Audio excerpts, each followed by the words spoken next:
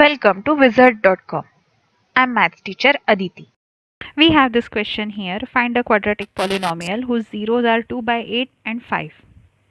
Now we know that if x equal to 2 by 8 and x equal to 5 are zeros of a quadratic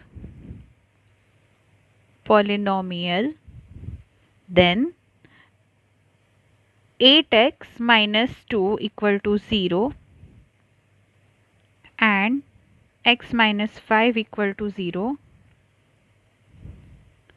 are zeros. Therefore, we can say 8x minus 2 and x minus 5 are factors of quadratic polynomial by factor theorem. Therefore, 8x minus 2 multiplied by x minus 5 is equal to required polynomial. So that will be 8x into x is 8x square.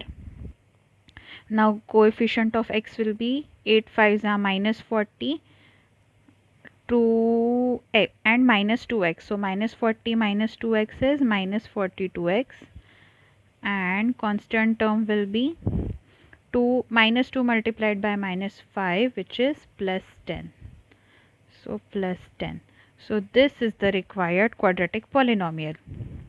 8x square minus 42x plus 10. So answer is option D.